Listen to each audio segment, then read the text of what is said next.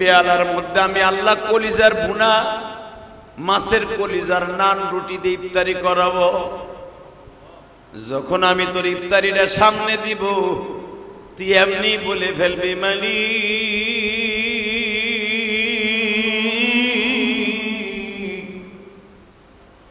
নিজের হাতে আমায় তুমি বানায়া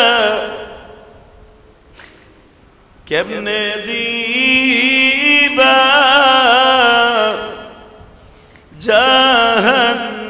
জাহান্নামে ফেলায়া। আল্লাহ তুমি যখন জাহান্নামে ফেলবা না, নিজের হাতে যখন তুমি ইফতারি করাইবা, তুমি আমাদেরকে মেহমান হিসাবে দাওয়াত দিছ। নিয়ম আছিল আমাগো বাংলাদেশের সরাইলে যখন দাওয়াত খাইতে যাইতাম,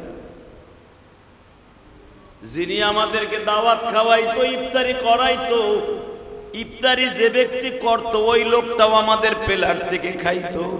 পুরা 17 মাসটা রোজাটা রাখলেন, কত গরম, পানির জন্য কলিজাটা তোমার খারকার হয়ে গেছে, কলিজাটা শুকাইয়া চৌচির হয়ে গেছে। এত কষ্ট হওয়ার পরেও, যোগালি কাজ করার পরে, রাজমিস্ত্রি কাজ করার পরেও রোজাটা ভাঙস নাই। আহারে স্ত্রী পুত্র ছেলে সন্তানকে সুখী রাখতে যাইয়া 1000 টাকা 800 টাকার যোগালি কাজ করতে যাইয়া, সারাদিন কাজ করার কারণে 800 1000 1200 টাকা 1500 টাকা যোগালি পাবি।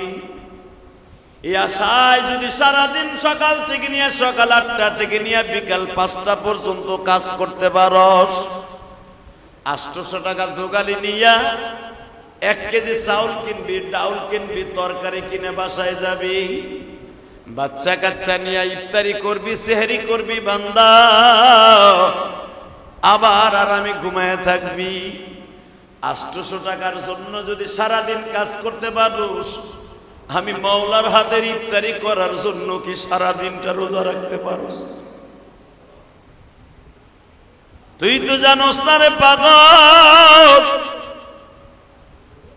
পানির পিপাসায় কাতর হইয়া রোজাটা যখন তুই রাখোস, আমি আল্লাহ ফেরেশতাদের ডাইকা ডাইকা বলি, দেখ আমার বান্দা ছাদ ঢালাই দিতেছে 10 তলার উপরে, রোজাটা রাইখা আমার বান্দা পানির জন্য পানি দিয়ে কাজ করে, ইচ্ছা করলে পানির নলটা গালের মধ্যে দিয়ে ঢক ঢক করে পেটটা ভরে ফেলতে পারে, পারে কিনা? সে পানির কাজ করে, পানি দিয়ে ঢালাই দিচ্ছে, পানি তার হাতের কাছে, কিন্তু আমি আল্লাহর ভয়ে পানিটা পেটের মধ্যে দেয় না। এ ফেরেশতারা সাক্ষী দাও, লাআল্লাকুম তাত্তাকুন, আমার ভয় আমার বন্ধু হওয়ার জন্য যখন রোজাটা ছাইরা দিল না, আমি মালিক তোদেরকে সাক্ষী রাখলাম 2025 সালে 17 মাসের রোজাটা এত কষ্টের পরেও ছাড়িয়া দেয় নাই। আমি আল্লাহ ওয়াদা করছি, ওরে আমি নিজের হাতে পুরস্কার দান করব। দোকানে চাকরি করে, গাঠিটা উড়াইতে, মালগুলা সাজাইতে কুড়াইতে কত কষ্ট হয়, পানির জন্য জিহ্বাটা শুকায় গেছে, আহারে আলা জিহ্বাটা শুকায় গেছে, কথা বলতে গেলে জিহ্বা ঘোরে না, কারণ মুখের মধ্যে লালা নাই, লালাটা শুকায় গেছে। ওই সময় যদি 2 লিটার 5 লিটার একটা ঠান্ডা পানি দেয়, 5 লিটার পানি ডক ডক করে খেয়ে ফেলতে পারবে এমন পিপাসা। সবকিছু বাদ দিয়া আমার পাগল আমার ভয়ে রোজাটা ছাইরা দেয় নাই। তোরা সাক্ষী থাকবে ফেরেশতা, আমি যখন হাউজে কাউসারের গেলাসটা ওর ঠোঁটের কাছে ধরবো, ওর ঠোঁটের কাছে হাউজে কাউসারের গিলাসটা ধরে বলবো, এই পানিটা আমি আল্লাহর কুদরতি পানি গো,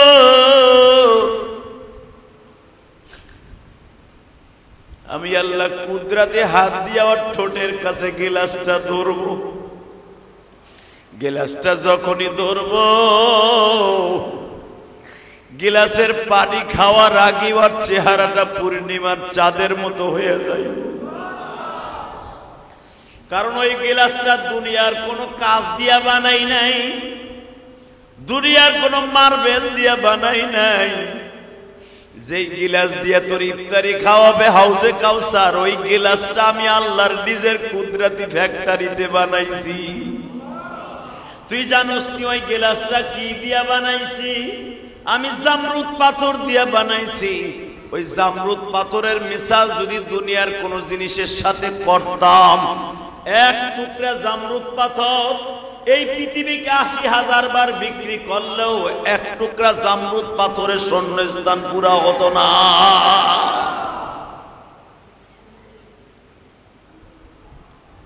আমার আল্লাহ আরো বলেন, শোন বান্দা, ইফতারি করানোর জন্য হাউজে কাউসারের গিলাস এত দামি হবে, যেই পেয়ালার মধ্যে তুই ইফতারি খাবি মাছের কলিজা দিয়ে, আমার কুদরতি নান রুটি দিয়া, তুই তো জানোস না রে ওই গিলাসটা আর ওই পিরিচটা, ওই পেয়ালাটা আমি আল্লাহ একুত পাথর দিয়া বানাবো। একুত পাথর কত দামি জানাস?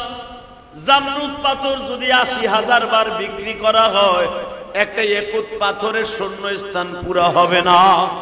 এই সাহাবী যখন বললেন আপনার সাথে দামি আর কেউ নাই, সঙ্গে সঙ্গে বলতে দেরি আছে। নবী বললেন, ওমর রে, দেখো তো এই লোকটার ছোট বাচ্চা আছে কিনা। বলতে দেরি আছে, দেখে ৭ বছরের একটা বাচ্চা, ছোট্ট মেয়ে নবীর সামনে আয়া পড়ছে। আরো জোরে কইলেন না? নবী জিজ্ঞেস করলেন ছোট বাচ্চাটাকে, তোমার আব্বারে ফাঁসি দিব, তোমার কাছে প্রতিক্রিয়া কি তাই বলো। এখন কানবেন, পৃথিবীর এমন কোন বাচ্চা নাই তার বাবারে যদি পুলিশের সামনে কেউ মারে, ওই মেয়েটা ওই ছেলেটা সহ্য করতে পারবে না। ঠিক না বেঠিক? নবী বললেন তাকে চোরের মতো বান্ধাও, ফাঁসির মঞ্চের জন্য নিয়ে যাও। ছোট্ট মেয়েটা একটা দৌড় দিয়ে যায় বিশ্ব নবীর পাও দুইটা জড়াই ধরছে। আমি শুনেছি তোমার নাম রহমাতুল লিল আলামিন। আমার বয়স ৮ বছর, তুমি জীবনে কোনোদিন বাপ দেখো নাই গো। তুমি ৬ বছর বয়সে মুহাম্মদ মা হারাইছো। যদি মায়ের দরদ বাবার দরদ থাকে তোমার অন্তরে, আমার বাবারে তুমি ফাঁসি দিও না। নবী অজরে কান্দাছে, চাদর দিয়া চোখ মুছতাছে। ১০,০০০ সাহাবী তারা সবাই কান্দে। ছোট্ট মেয়েটা এইভাবে দৌড়ায় আর বলে ফাঁসির মঞ্চের সামনে যায়, ও জমিনের মালিক, তোমার নবীর কাছে ওহী দিয়া বলিয়া দাও আমার আব্বুরে যেন ফাঁসির মঞ্চে না। আমি আমার আব্বুরে ছাড়া ঘুমাইতে পারবো না। আমি আমার আব্বুকে আমার কোলের দিকে লয়ে যাইও না। আমি জানি তোমার নবী তোমার হুকুম ছাড়া কোনো কাজ করে না। আমার আব্বু যদি মরিয়া যায় আমি কারে বুকি নিয়ে থাকবো।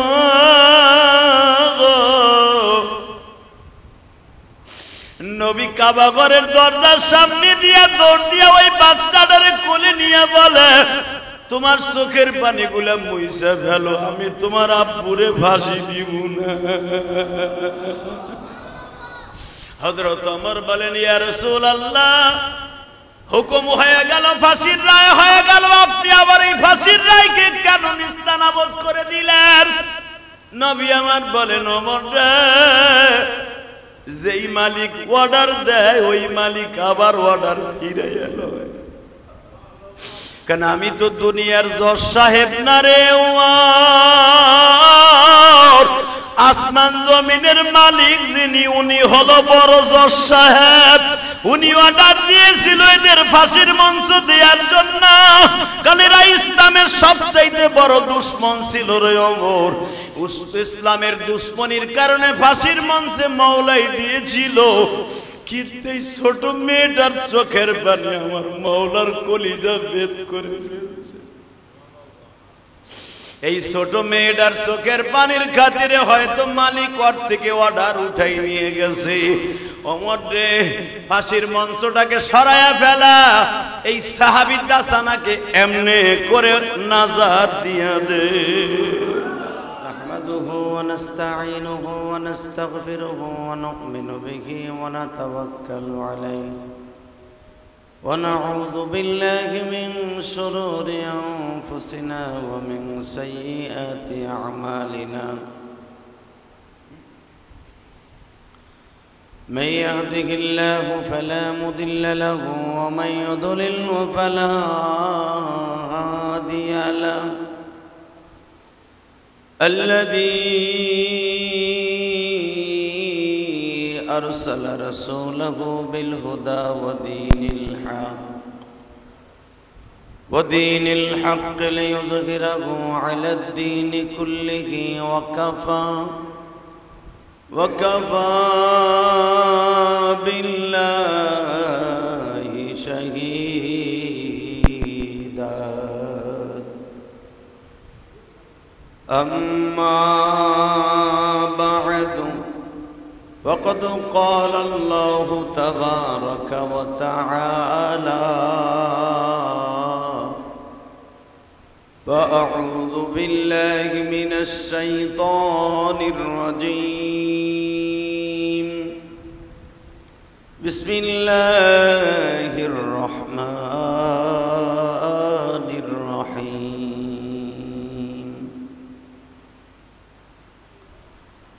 إنا أنزلناه في ليلة القدر وما أدراك ما ليلة القدر ليلة القدر خير من 1000 شهر تنزل الملائكة والروح فيها بإذن ربهم من كل أمر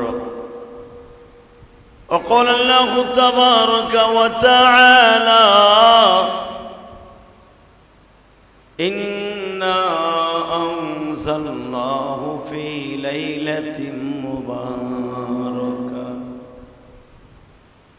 وقال النبي صلى الله عليه وسلم من صام إيمانا واحتسبا ليلة القدر من خير من 1000 شهر إيمانا واحتسابا غفر له ما تقدم من ذنبه وما تأخر وقال النبي صلى الله عليه وسلم من قام ليلة القدر إيمانا واحتسابا غفر له ما تقدم من ذنبه وما تأخر إن الله وملائكته يصلون على النبي يا أيها الذين آمنوا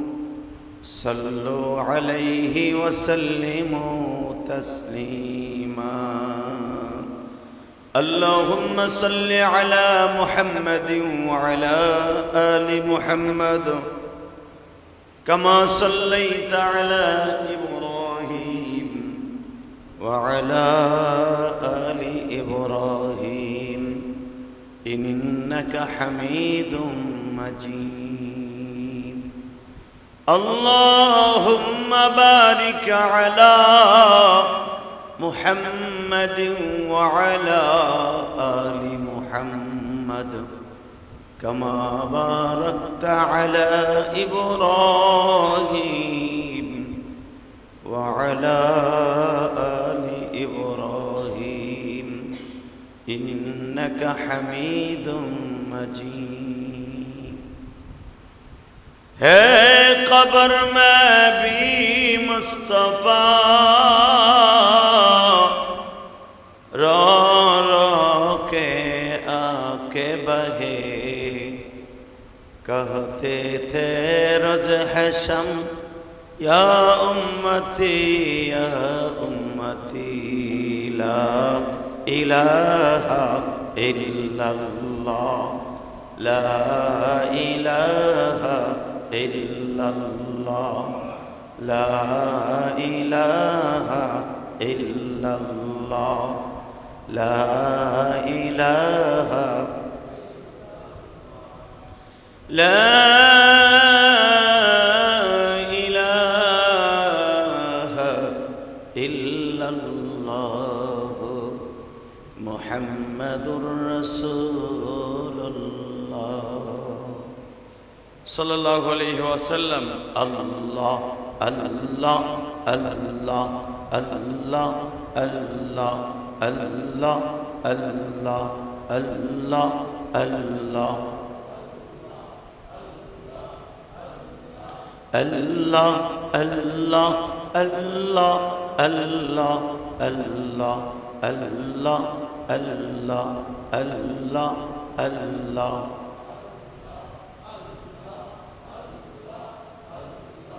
ला इलाहा इल्लल्लाह मुहम्मदुर रसूलुल्लाह सल्लल्लाहु अलैहि वसल्लम। আল্লাহর যাকিরিন শাকিরিন মুহিব্বিন মুবাল্লিগিন, আল্লাহর প্রিয় মাহবুব বান্দারা, আল্লাহ সুবহানাহু ওয়া তাআলার দপ্তরে লাখো কোটি শুকরিয়া জ্ঞাপন করছি যে মহান মনিবে আপনাকে আমাকে মাহে রমজানের জুমাতুল বেদা 2025 সালের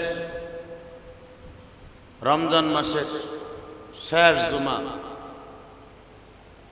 যে রব্বে কারীম আপনাকে আমাকে অত্যন্ত মায়া করে দয়া করে ভালোবেসে তার এই 27টা রোজা রাখার মতো এত সমাদিন এত সময় এত দিন তৌফিক দান করেছেন, ওই মহান সত্তার শুকরিয়া জোরে সরে বলি আলহামদুলিল্লাহ। যেই মহান মুনিব কুত্তা বিলাই গরু ছাগলকে রোজার হুকুম দান করেন নাই, ঠিক না বেঠিক? পৃথিবীর অন্য কোন জাতিকে মুসলমান ছাড়া রোজার হুকুম আল্লাহ দান করেন নাই। আল্লাহ কোরআনে কারিমের মধ্যে কত সুন্দর করে বলেছেন, ইয়া আইয়ুহাল্লাযীনা আমানু কুতিবা আলাইকুমুস সিয়াম কামা কুতিবা আলাল্লাযীনা মিন ক্বাবলিকুম লাআল্লাকুম তাত্তাকুন আও ফুরিজা আলাইকুম লাআল্লাকুম তাত্তাকুন। আল্লাহ সুবহানাহু ওয়া তাআলা বলেন, হে ঈমানদারেরা, যারা ঈমান এনেছো তাদের জন্যই আমি রোজাকে ফরজ করেছি। এখানে বলে না ইয়া আইয়ুহাল্লাযীনা ইয়া আইয়ুহাল কাফিরুন ইয়া আইয়ুহাল মুশরিকুন কুতিবা আলাইকুমুস সিয়াম কামা কুতিবা আলাল্লাযীনা মিন ক্বাবলিকুম, এটা বলে নাই। আল্লাহ বলেছেন ইয়া আইয়ুহাল্লাযীনা আমানু কুতিবা আলাইকুমুস সিয়াম কামা কুতিবা আলাল্লাযীনা মিন ক্বাবলিকুম, যারা ঈমান এনেছো আমি তোমাদের পরে রোজাকে ফরজ করেছি যেমনি করে ফরজ করেছিলাম তোমাদের পূর্বপুরুষ বাপ দাদার উপরে। সুবহানাল্লাহ। কথাটা কার? জোরে বলে আল্লাহ। কামা কুতিবা আলাল্লাযীনা মিন ক্বাবলিকুম লাআল্লাকুম তাত্তাকুন, যেমনি করে ফরজ করেছিলাম তোমার বাবা আদমের উপরে, তোমার বাবা ইব্রাহিমের উপরে, তোমার বাবা নূহ নবীর উপরে, যেমনি করে ফরজ করেছিলাম ইদ্রিস নবীর উপরে, তেমনি করে তোমাদের পরও আমি ফরজ করলাম। সুবহানাল্লাহ। যদি 30টা রোজা রাখতে পারো ঠিক মতো, লাআল্লাকুম তাত্তাকুন, তোমরা আমার নিকটে চলে আসবা, আমার বন্ধু হয়ে যাবে। কথাটা কে বলেছেন? আল্লাহ। আল্লাহ সুবহানাহু ওয়া তাআলা যদি বলেন রোজা রাখার দ্বারা আমার বন্ধু হয়ে যাবা, এই 27টা দিন রোজা রাখছি, মোটামুটি আল্লাহর বাড়িতে বেড়ায় বন্ধু হয়ে চলেই গেছি, ঠিক না? এখন যদি মইরাও যাই, মোটামুটি আল্লাহর বাড়ির পথ চেনা হয়ে গেছে, জান্নাতে যাওয়ার আশা করি। কি জান্নাতে যাওয়ার আশা আছে না? আল্লাহ হাদিসে কুদসিতে এইভাবে বলেন, আস-সাওমু লি ওয়া আনা আজজি বি, রোজাটা কেবলই মাত্র আমার জন্য। কে বলেছেন? হ্যাঁ, আল্লাহর নাম বলতে লজ্জা লাগে নাকি? ভয় লাগে? আল্লাহর নাম খুব জোরে বলবেন। আল্লাহ বলেন কেবলই মাত্র আমি তোমাদের জন্য রোজাটা ফরজ করছি, এই রোজাটা একমাত্র আমার জন্য। লাআল্লাকুম তাত্তাকুন, তুমি আমার কাছে চলে আসতে পারবা, আমার বন্ধুত্ব অর্জন করতে পারবা। আল্লাহ যদি নিজে বলেন আস-সাওমু লি ওয়া আনা আজজি বি, হাদিসে কুদসি, রোজাটা আমার জন্য, এর পুরস্কার আমি স্বয়ং আল্লাহ নিজের হাতে দান করব। অন্য কোন ইবাদতের পুরস্কার আমি নিজের হাতে দিব না, এটা তোমার আমলের বিনিময়ে পাইবা, কিন্তু রোজার পুরস্কারটা স্বয়ং আমি আল্লাহ নিজের হাতে দান করব। আল্লাহ নিজের হাতে কি দান করবেন আল্লাহই ভালো জানেন। তবে কিছু সিমটম আল্লাহ নিজে বর্ণনা করেছেন যে আমি কি কি দিব, দুনিয়ায় বলে দিয়েছেন। 1 নম্বরে আমি নিজের হাতে তোমাদেরকে খাদিমদারি করে খাওয়াবো। 1 নম্বরে আমি তোমারে মাছের কলিজা দিয়ে ইফতারি করাবো। আমার কুদরতি হাতে ভাজা নান রুটি দিয়া গিরিল দিয়া খাওয়াবো। আল্লাহ রাতের খাওয়ানোর লেগে সুবহানাল্লাহ আসতে কই। তোমার যদি ডাক্তার ইউনূস সাহেব বলে আগামীকালকে ইফতারি সরাইল বাইতুর রহমান জামে মসজিদের ইলিয়াস রহমান জিহাদি যে মসজিদ করেছে, ওই মসজিদের সব মুসল্লিদেরকে ডাক্তার ইউনূস তার বাড়িতে নিয়ে ইফতারি করাবে। সে বাম্পার ইফতারি, পানি আনবে আমেরিকা থেকে, নান রুটি আনবে জার্মান থেকে, ফালুদা আনবে ইটালি থেকে, সৌদি আরব থেকে জমজম আনবে, খেজুর আনবে, এরপরে পনির আনবে, মাঠা আনবে, সব সৌদির থেকে। নির্ভেজাল খাবার, সবাইরে দাওয়াত দেয়া হইলো। বুড়াটার শক্তি নাই, ও লাডু ভর দিয়ে যাইবে, ঠিক না বেঠিক? হ্যাঁ, কথা জোরে কর না। ডাক্তার ইউনূসের বাসায় ইফতারি, এটা যদি দুনিয়ার একটা 2 টাকার একটা প্রধান উপদেষ্টা এমপি মন্ত্রীর কথা শুনে যদি এত ভালো লাগে, সারা দুনিয়ার মহামালিক তিনি বলতেছেন আস-সাওমু লি ওয়া আনা আজজি বি, রোজাটা কেবলই মাত্র আমার জন্য, এর পুরস্কার আমি স্বয়ং নিজের হাতে দান করব। 1 নম্বরে আমি তোমারে নান রুটি আমার জান্নাতের নিজের তাওয়ায় ভাজবো। আমি হাউজে কাউসার তোমার জন্য পানি বরাদ্দ রাখবো। মাছের কলিজা আমার নিজের হাতে ভুনা করব। আরামে তুমি খাইবা, আর আমি আল্লাহর প্রশংসা তলব করবা। সেদিন বুঝবা রোজাটা কত উপকারী ছিল, ঠিক না বেঠিক?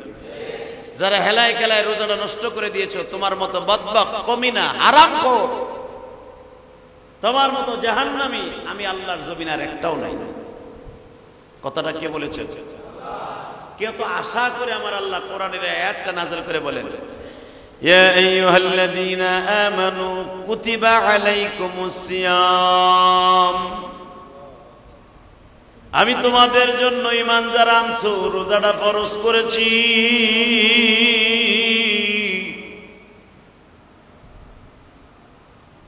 কেবল নাযিল করেছি জানো নি রোজার হুকুমটা কেন দিছি? একমাত্র তুমি আমার নৈকট্য হাসিল করবা, লাআল্লাকুম তাত্তাকুন। এই যে দেখেন যারা যোগালি আস্তরি কাজ করে ভাইজান, যারা স্যানিটারি কাজ করে, দেখবেন যারা মাটি কাটে, রাস্তায় ঝাড়ু দেয়, যারা রাস্তায় কাজ করে, যারা টিনের ঘরে কাজ করে, 10 তলা 20 তলার উপরে ছাদ ঢালাই দিতে যে কাজ করে, এই মাসের মধ্যে, এই বৈশাখ মাসে, জ্যৈষ্ঠ মাসে যদি রোজা হয়, এটা কি মাস চলে বাংলা? হ্যাঁ, চৈত্র মাস। এই চৈত্র মাসে রোজাটা চালু হইল, পুরা চৈত্র মাসটা রোজাটা রাখলেন। কত গরম, পানির জন্য কলিজাটা তোমার খারকার হয়ে গেছে, কলিজাটা শুকাইয়া চৌচির হয়ে গেছে। এত কষ্ট হওয়ার পরেও, যোগালি কাজ করার পরে, রাজমিস্ত্রি কাজ করার পরেও রোজাটা ভাঙস নাই। আহারে, স্ত্রী পুত্র ছেলে সন্তানকে সুখী রাখতে যাইয়া 1000 টাকা 800 টাকার যোগালি কাজ করতে যাইয়া, সারাদিন কাজ করার কারণে 800, 1000, 1200 টাকা, 1500 টাকা যোগালি পাবি। এই আশায় যদি সারাদিন সকাল থেকে নিয়ে সকাল 8টা থেকে নিয়ে বিকাল 5টা পর্যন্ত কাজ করতে পারস, 800 টাকা যোগালি নিয়া 1 কেজি চাউল কিনবি, ডাউল কিনবি, তরকারি কিনে বাসায় যাবি, বাচ্চা কাচ্চা নিয়ে ইফতারি করবি, সেহরি করবি বান্দা, আবার আরামে ঘুমায় থাকবি। 800 টাকার জন্য যদি সারাদিন কাজ করতে পারোস, আমি মাওলার হাতের ইফতারি করার জন্য কি সারাদিনটা রোজা রাখতে পারোস? তুই তো জানোস না রে পাগল, পানির পিপাসায় কাতর হইয়া রোজাটা যখন তুই রাখোস, আমি আল্লাহ ফেরেশতাদের ডাইকা ডাইকা বলি, দেখ আমার বান্দা ছাদ ঢালাই দিতেছে 10 তলার উপরে, রোজাটা রাইখা আমার বান্দা পানির জন্য পানি দিয়ে কাজ করে। ইচ্ছা করলে পানির নলটা গালের মধ্যে দিয়ে ঢক ঢক করে পেটটা ভরে ফেলতে পারে, পারে কিনা? সে পানির কাজ করে, পানি দিয়ে ঢালাই দিচ্ছে, পানি তার হাতের কাছে, কিন্তু আমি আল্লাহর ভয়ে পানিটা পেটের মধ্যে দেয় না। এ ফেরেশতারা সাক্ষী দাও, লাআল্লাকুম তাত্তাকুন, আমার ভয়ে আমার বন্ধু হওয়ার জন্য যখন রোজাটা ছাইরা দিল না, আমি মালিক তোদেরকে সাক্ষী রাখলাম 2025 সালে চৈত্র মাসের রোজাটা এত কষ্টের পরেও ছাড়িয়া দেয় নাই। আমি আল্লাহ ওয়াদা করছি, ওরে আমি নিজের হাতে পুরস্কার দান করব। দোকানে চাকরি করে, গাঠিটা উঠাইতে, মালগুলা সাজাইতে কুড়াইতে কত কষ্ট হয়, পানির জন্য জিহ্বাটা শুকায় গেছে। আহারে আলা, জিহ্বাটা শুকায় গেছে, কথা বলতে গেলে জিহ্বা ঘোরে না, কারণ মুখের মধ্যে লালা নাই, লালাটা শুকায় গেছে। ওই সময় যদি 2 লিটার 5 লিটার একটা ঠান্ডা পানি দেয়, 5 লিটার পানি ডক ডক করে খেয়ে ফেলতে পারবে এমন পিপাসা। সব কিছু বাদ দিয়া আমার পাগল আমার ভয়ে রোজাটা ছাইরা দেয় নাই। তোরা সাক্ষী থাকবে ফেরেশতা, আমি যখন হাউজে কাউসারের গিলাসটা ওর ঠোঁটের কাছে ধরবো, ওর ঠোঁটের কাছে হাউজে কাউসারের গিলাসটা ধরে বলবো, এই পানিটা আমি আল্লাহর কুদরতি পানি গো,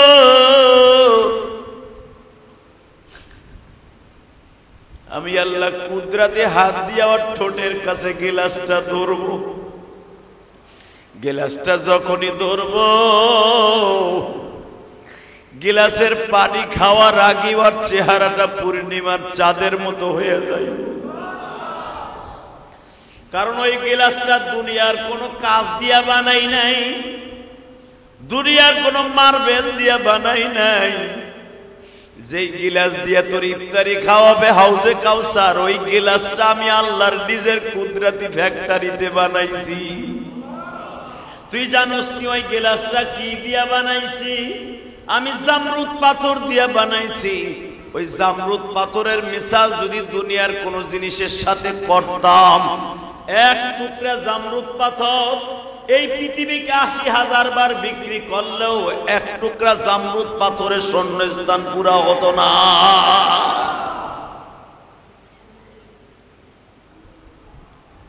আমার আল্লাহ আরো বলেন, শোন বান্দা, ইফতারি করানোর জন্য হাউজে কাউসারের গিলাস এত দামি হবে, যেই পেয়ালার মধ্যে তো ইফতারি খাবি মাছের কলিজা দিয়ে, আমার কুদরতি নান রুটি দিয়া, তুই তো জানোস না রে, ওই গিলাসটা আর ওই পিরিচটা, ওই পেয়ালাটা আমি আল্লাহ ইয়াকুত পাথর দিয়া বানাবো। ইয়াকুত পাথর কত দামি জানাস? জামরুদ পাথর যদি ৮০,০০০ বার বিক্রি করা হয়, একটা ইয়াকুত পাথরের শূন্যস্থান পুরা হবে না। দুনিয়া ৮০,০০০ বিক্রি করলে এক টুকরা জামরুদ পাথরের শূন্যস্থান পুরা হবে না। আবার কোটি কোটি জামরুদ পাথর বিক্রি করলে ইয়াকুত পাথরের এক টুকরা শূন্যস্থান পুরা হবে না। ওই পেয়ালার মধ্যে আমি আল্লাহ কলিজার ভুনা, মাছের কলিজার নান রুটি দিয়ে ইফতারি করাবো। যখন আমি তোর ইফতারিটা সামনে দিব, তুই এমনি বলে ফেলবি মালিক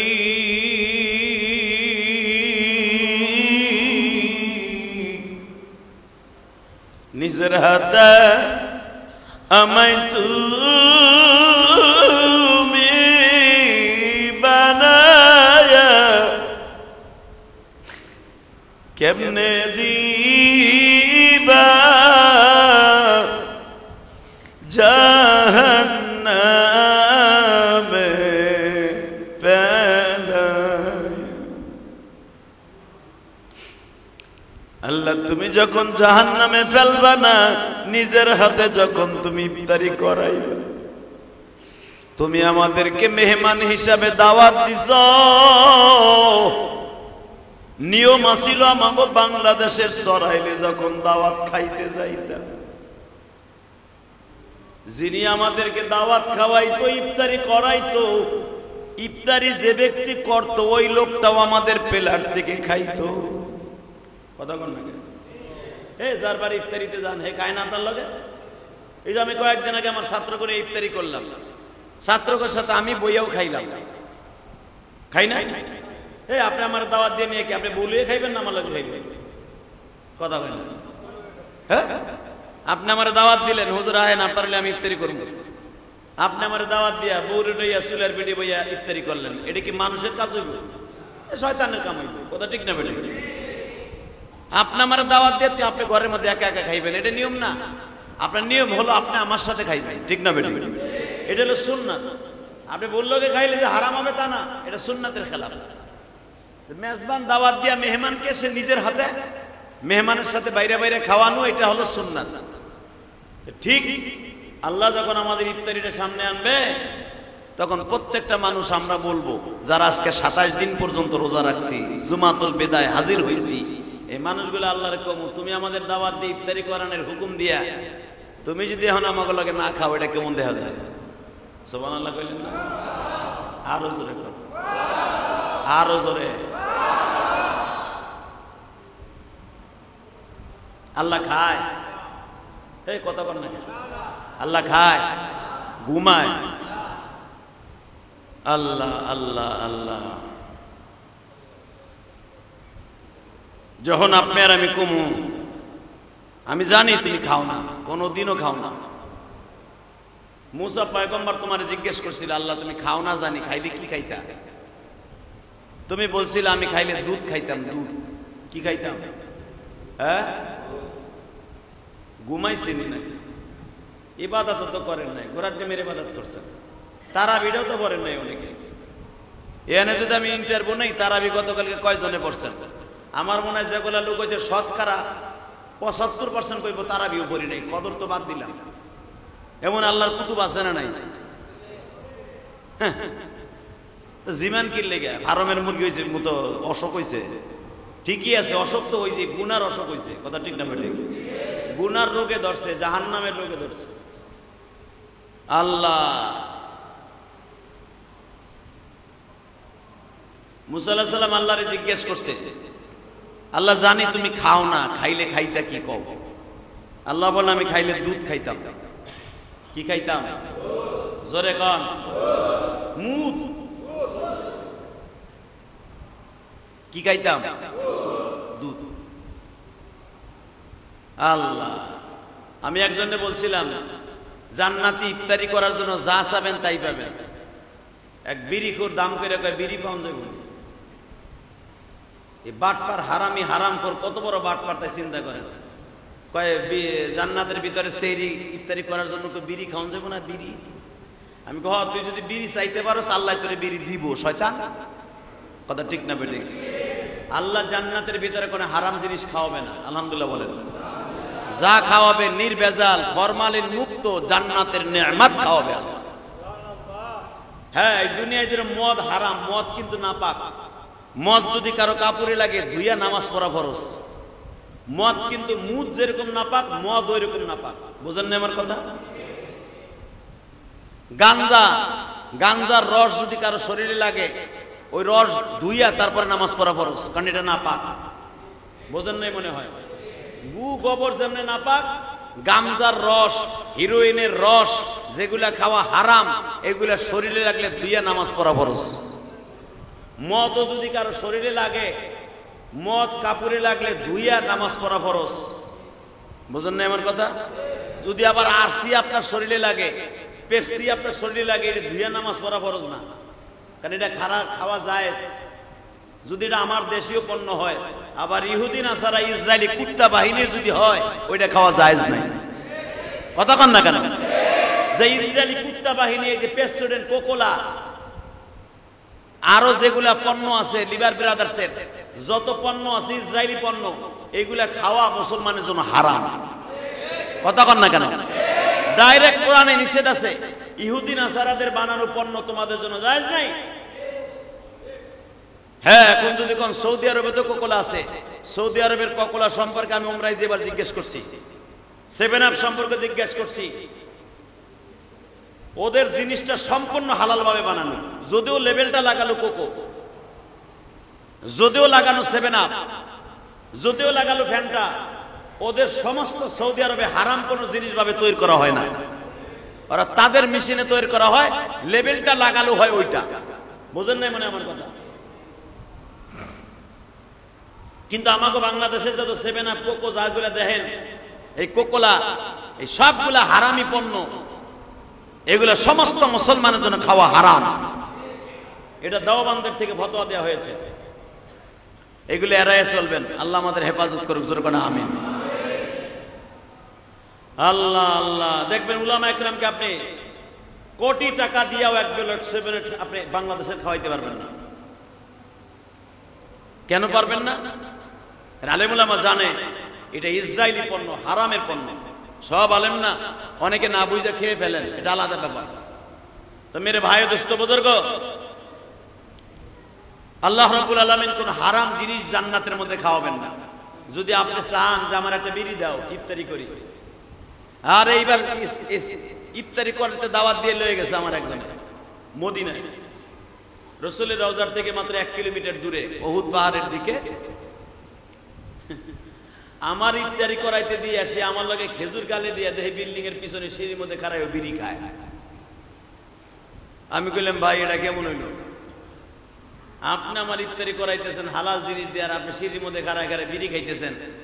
কই হুজুর 17-18 ঘন্টা বন্ধ ছিল, এটা খাইতে কষ্ট হয়ে যায় হুজুর, এটা খাই, সাইরে দেব আস্তে আস্তে, সাইরে দেব। আমি বললাম, সাইরা দিবেন বলতে বলতে আজরাইল আয়া পড়বো, ছাড়তে আর পারলেন না, আর ছাড়তে না পারলে জাহান্নাম ছাড়া কোনো উপায় নেই। কথা ঠিক না বেঠিক? যারা বিড়ি খাওয়ার যখন ধরা খাওয়া যায়, ওই যে হুজুর সাইরা দিব, আগে খাইতাম 20-22টা হুজুর, এখন 5টার মধ্যে আয় পড়ছে। যদি জিজ্ঞেস করি কি একবারে সাইরা দেওয়া জান, এই যে দিম, অভ্যাস খারাপ হয়ে গেছে। এ বাটপা, তোর অভ্যাস খারাপ হবে কেন? মুসলমান কোনোদিন হারাম জিনিস দিয়া খাইয়া আমার আল্লাহ সন্তুষ্ট অর্জন করতে পারে না। হ্যাঁ, মুসলমান পারেন এমন কোন জিনিস আছে রে ভাই? আমি যদি বলি আমি 5 ওয়াক্ত নামাজ পড়বো, দেখবেন আল্লাহ আপনার সাহায্য করবে। আমি যদি বলি খারাপ কাজ করব না, আল্লাহ আমার সাহায্য করবে। আমি যদি বলি বিড়ি খাবো না, কোনো ব্যাপারই না। কথা কন না কেন?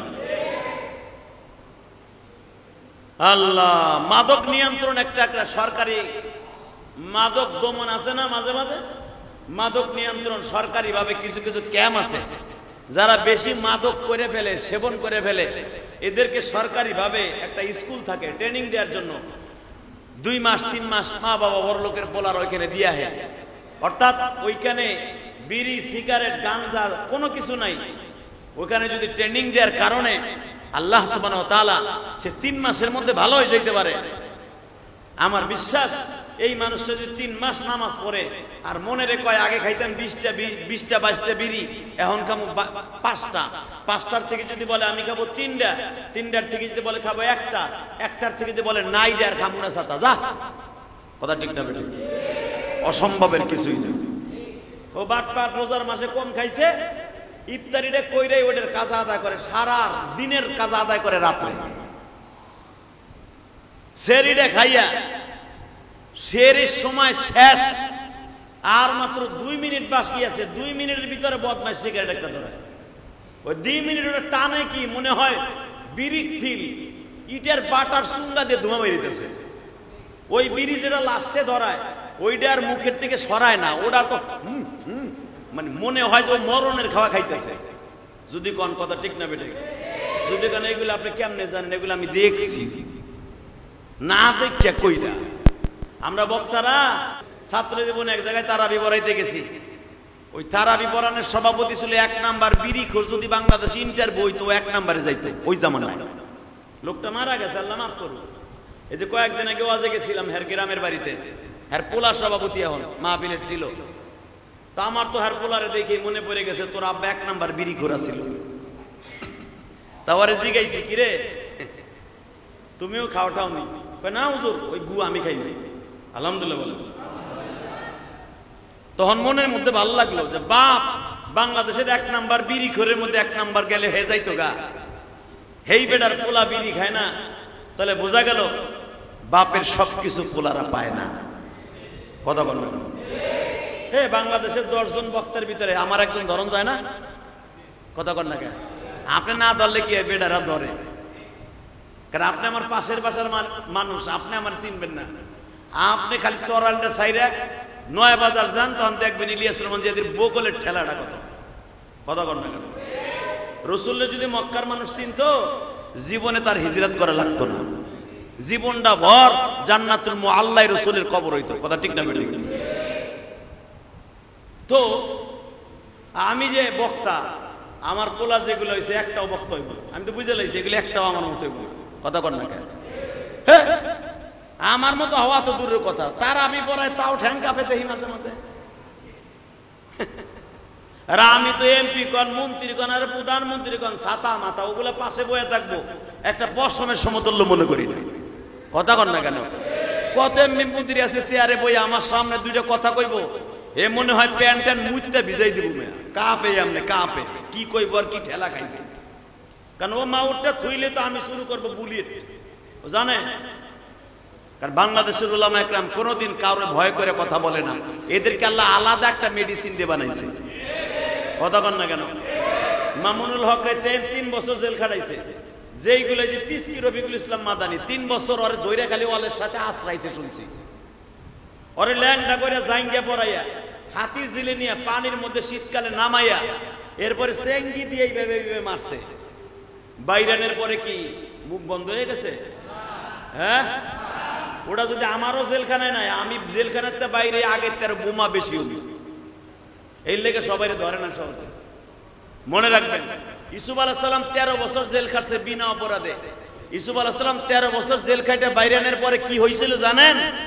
সারা দুনিয়া ইউসুফ আলাইহিস সালাম নিজের বগলের মধ্যে মনে করতেন। সুবহানাল্লাহ কইলেন না?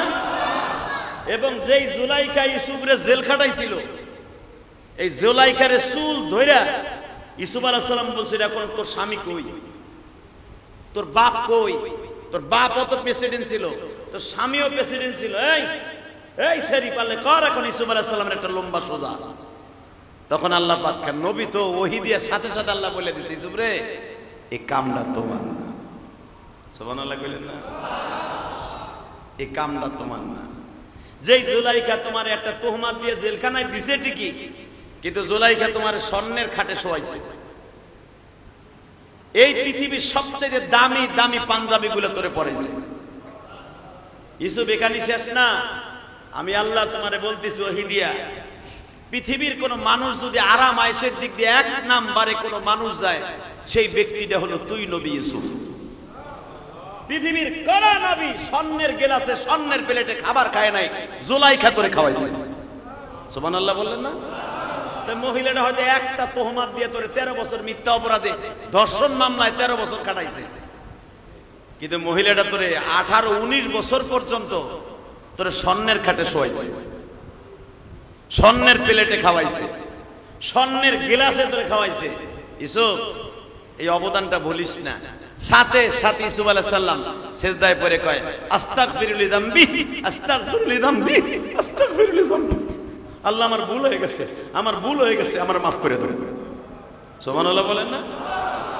হয়তো নবী বিদায় সাথে সাথে স্যালেন্ডার করছে। আমাদের জীবনে কত ভুল হয়ে যায়, কত কিছু হয়ে যায়, নিজেও ঠিক পাই না, বরঞ্চ ভুল যদি কেউ শুধরাই দিতে যায় তারপর আবার চড়াও বেশি হয়। কথা কন না কেন? জোরে কন। তার জ্বলন্ত প্রমাণ আমি আপনাদের একটা দিয়ে দেই। ভুল শুধরাই দিতে গেলেও আমরা তারপরে চড়াও হই, তারে মাইট দেই। যেরকম বিগত সরকারের মাননীয় প্রধানমন্ত্রী যে ছিল, বিগত সরকারের প্রধানমন্ত্রী, সাবেক প্রধানমন্ত্রী, বাংলাদেশের সব আলেম উলামা যখন দেখলো শেখ হাসিনা এর বাপের মূর্তি বানাবার লাগে উঠে পড়ে লেগে গেছে। কথা কন না কেন? আর এই মূর্তি বানানোর 1 নাম্বার সিগনেচার করে গেছিল একজন সারাল মন্ত্রী, তারে আপনারা চিনেন, সুদন্ত চক্র হালদার, চিনেন না এর নামটা? এ সর্বপ্রথম মূর্তি বানানোর পক্ষে কোন বলো সারাল, সারালের পক্ষেও জানে মূর্তি যদি রাস্তার মনে মনে হয় এই দেশ আল্লাহর গজব আসবে। কথা কন না কেন? যেই দেশে মূর্তি থাকে, মূর্তি দেখে যদি আপনি হজের ইহরামের কাপড় পরেও হজে যান, আপনার ইহরাম নষ্ট হয়ে যাবে। ওই সাড়াল জানতো যে এটা করলে মুসলমান হজ কবুল হইব না, নামাজও কবুল হইব না। এই লেগা হিন্দু মন্ত্রীরা, দিলীপ বড়ুয়া এরকম কয়েকটা নাস্তিক মিলে শেখ হাসিনার মাথায় বুদ্ধি দিয়া এর বাপের মূর্তি বানাবার জন্য, এমনকি যাত্রাবাড়ির মোড়ে যদি দক্ষিণবঙ্গে যাইতে হয় এর বাপের মূর্তি দেখে যাওয়ার লাগবে। কথা কন না কেন? ড্যামরা রোডে একটা বানাবে, এখানে তার বাপের মূর্তি দেখে যাওয়ার লাগবে। এয়ারপোর্টের ওখানে বানাইতে চাইছিল, পারে নাই হাজিদের কারণে। এই প্রত্যেকটা মোড়ে মোড়ে বানাবে বিদায় এই থিওরি দিয়ে দিছিল শেখ হাসিনা, তো বোঝে নাই। মহিলা মানুষ মনে করছে আমার বাপরে বড় করতেছে। আপনি কি এটা জানেন? মূর্তি বানাবার দ্বারা এটা আপনার বাবারে বড় করা হলো না, আপনার বাবারে জাহান্নামের শেষ সীমায় পৌঁছাই দেওয়া হলো। এটা আপনি জানেন না, আমরা আলেমরা জানি। এই জন্য উলামা একরাম প্রতিবাদ করেছিল, মনে নাই আপনাদের? আর এই মূর্তির প্রতিবাদী হাজার হাজার আলেমকে ধরে নিয়ে জেলখানায় ভরা হয়েছিল, যার প্রায়শ্চিত্ত এখন শেখ হাসিনা দিতে হচ্ছে। কথা বলেন না কেন? আমরা নিষেধ করছিলাম মূর্তি বানায়েন না, তখন আমার কথা নেন নাই। এখন আপনার বাপের গলার মূর্তি রশি বান্ধা পোলাপানে চেন খুইলা মুতে আর উল্লাস করে। কথা বলেন না কেন? কি মিথ্যা কইছি না সত্য কইছি? তালিম উলামা যে বলছিল এটা করা যাবে না, ঠিক ইউসুফ আলাইহিস সালাম, ইউসুফ আলাইহিস সালাতু ওয়াস সালামকে 13 বছর জেল খাটাবার পরে যখন জেলখানার থেকে বের হইছে, আল্লাহর পয়গম্বর ইউসুফ বলছিল, আল্লাহ যারা যারা আমারে মিথ্যা জেলখানায় ঢুকাইয়া কষ্ট দিয়েছে, সূরা ইউসুফের ডাইরেক্ট কোরআনের আয়াত, আমি তাদেরকে ফাঁসি দিব। কেন আমারে মিথ্যা মামলা দিল? আমি কি কোনো অপরাধ করছিলাম? আল্লাহ বলে, ইউসুফ অন্য মানুষের সামনে এটা হয়, নবীদের সামনে হয় না। সুবহানাল্লাহ বলেন না? আরো জোরে বলেন, আরো জোরে। তার জ্বলন্ত প্রমাণ দেয় আমার নবী সুদ্ধা 13 জনকে নবী বলছিলেন একে ফাঁসি দে। কয়জন? জোরে কন, আরো জোরে।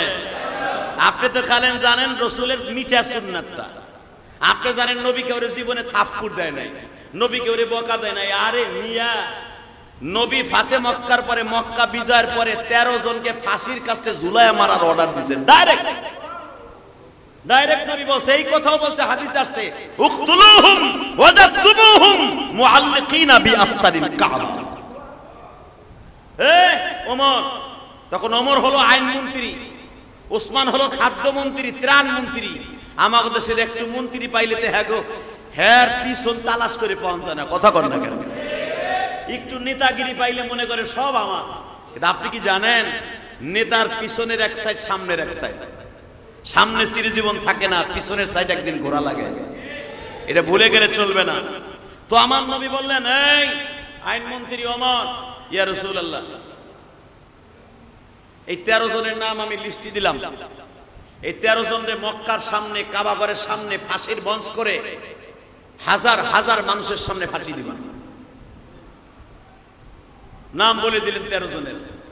13 জনের নাম লিস্টে চলে আসলো, এক এক করে খোঁজা হচ্ছে কোথায় আছে বেঈমানগুলা। কেউ যে পালাইছে হুজুরের দাদার বাড়ির পিছনে যে উঁচা পাহাড়টা, প্রায় 8500 ফিট উঁচা পাহাড়, এই 8500 ফিট উঁচা পাহাড়ের উপর যে পালাইছে। কেউ জাবালে আবি কুবা এসে পালাইছে, যে বাচ্চার বাড়ি এখন 5500 ফিট উঁচা, এই পাহাড়ে যে পালাইছে। কেউ যে আবু বকরের বাড়ির পিছনে পাহাড় ছিল জাবালে হিজরা, ওইখানে যে পালাইছে। জাবালে ওমর, ওমরের বাড়ির পাহাড়ে যে পিছনে যে পালাইছে, কারণ এখন নিয়ত ছিল নেতার বাড়ির পিছনে যদি পালাই এখানে আর কেউ তালাশ করবো না। কথা কর না। আওয়ামী লীগের যেগুলো আকাম কুকাম করছে, জাগো বিরুদ্ধে মামলা হয়েছে, আর অধিকাংশ খুঁজা দেখেন বিএনপির নেতাগো বাড়িতে আছে। কথা কর না কেন? কোটি টাকার বিনিময়ে, লাখ টাকার বিনিময়ে তাদের বাড়িতে যে আশ্রয় নিয়েছে। এটা শুধু এই জামানায় না, এই জামানায় না, এটা ওই জামানায় ছিল। জাওয়ালে ওমরের পিছনে পালাইছে, যে ওমরের বাড়ির পিছনে পালাইলে এখানে কেউ খুঁজতে আইব না, কারণ আমার তো ফাঁসির হুকুম হয়ে গেছে। আর মুহাম্মদ ফাঁসির হুকুম যখন দিছে, আমারে বাঁচায়া রাখবে না। ঠিক না ঠিক? জোরে কর। তাহলে বোঝা গেল এখন যে নেতাগুলা আর এক বিরোধী দলের নেতার বাড়ি যে পালায়, এই হাদিসটা তারা ওহিনতে নিছে। ঠিক না? এরা হাদিস জানে তো নেতারা। কারণ মুমতাজ সংসদে খাড়ায়া, ওরে বাপ রে বাপ, সে বুখারী সিয়াসাতটা মুখস্থ করতো। হালাকে শরীর যদি জিজ্ঞেস করি, ওযুর ভিতরে 13টা সুন্নাত আছে, ঠিক মতো কত ও কেন আর বাপেও পারবো না। কথা কর না কেন? 13টা সুন্নাত যদি ওই মুমতাজরে জিজ্ঞেস করি যে ওযুর ভিতরে 13টা সুন্নাত আছে, নামাজের ভিতরে 13টা ফরজ আছে, কত খাড়ায়া ও সংসদে ও কেন আর বড় নেতাও পারতো না। দাঁড়ানোর দিকে তো ওমরের, জাবালে ওমরের যে পালাইছে, জাবালে আবু বকরের যে পালাইছে, জাবালে উসমানের উপর যে পালাইছে, জাবালে আবি কুবাইসের মধ্যে যে পালাইছে, 13 নেতায় 13 জায়গায় যে পালাইছে, একজন পালায় নাই। সুবহানাল্লাহ। নাম তার আবু দাসানা। নাম কি? হ্যাঁ, নামটাও তো মনে রাখবেন না। নাম রাখবেন সাকিব খানের, শাহরুখ খানের, তারপরে ওই যে শাহরুখ খানের, এগুলো নাম মুখস্থ রাখবেন। এগুলো গেলেই তো কবরে জিগাইবো শাকিব খানের ছবি দেওয়াস নাই কে বুড়া, এ তো তোর দেশের সুপারস্টার, দেহাউস নাই কে। কথা ঠিক না বেটে? এটা জিগাইবো না। হালাকে 13 জনের ফাঁসি আমার নবী নিজে লাগছে মিয়া। এই 13 জনের নাম আপনার মুখস্থ করার দরকার, এটা জিজ্ঞেস করবেন কবরে। কথা ঠিক না বেটে? যেগুলো এমপি মন্ত্রী আছে এগুলোর জিজ্ঞেস করবেন নবীর কাছ থেকে আইন শেখো নাই কেন, নবীর আদর্শ তোদের মধ্যে ছিল না কেন? জিজ্ঞেস করা হইল, কি রে সবাই পালায়, তুই পালাস নাই কে? আবু দাসানা তুই পালাস নাই কে? পট করে বলে ফেলছে, আমার জানা আছে যেই লোকের রাগ বেশি ওই লোকের মায়া বেশি। হ্যাঁ, সুবহানাল্লাহ। বউরে লইয়া ইফতারির সময় কই, আমি আবার বলছি, আবু দাসানা বলতেছে, আমি জানি যার রাগ বেশি তার মায়া বেশি। এবং আমার জানা আছে পৃথিবীর কোন মানুষের সামনে যেই শব্দটা আল্লাহ ইউজ করে নাই, আপনার সামনে ইউজ করছে। নবী শুনতাছে, ওর বক্তব্য কি, মরার ভয় কি কি কয়, তোর তো ফাঁসি দিমু, তুই আর কি কস ক। আবু দাসানা বলে, পৃথিবীর শ্রেষ্ঠ একটা কথা আল্লাহ আপনার সামনে নাজেল করছে, কি? ওয়ামা আরসালনাকা ইল্লা রাহমাতাল লিল আলামিন।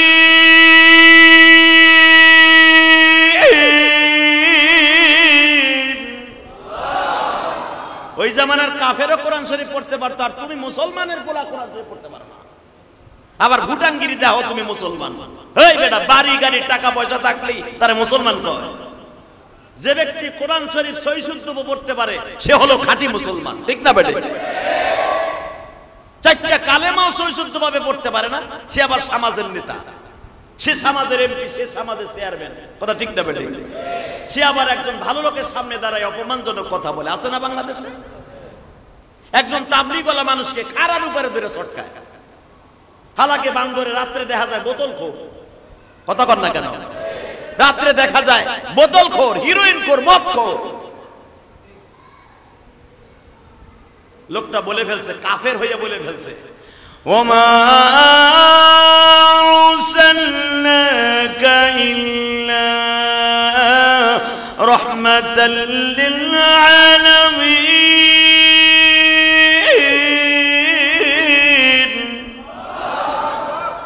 সাহাবীরা একটা জায়গায় দুর্বল ছিল, মনে রাখবেন। কোন কাফের যদি কোন মুসলমানের সামনে কালেমা পড়তো অথবা কোরআনের আয়াত পড়তো, সে এখনো কালেমা পড়ে নাই, কিন্তু কোরআনের আয়াত পড়ছে, সাথে সাথে তারে মাফ করে দেবে। তো এই কাফের বাঁচার লাগা বলে ফেলছে সারা দুনিয়ার রহমত আপনি। আর একটা আয়াত করে ফেললেন এই কাফের, আবু দাসানা তখনও কাফের।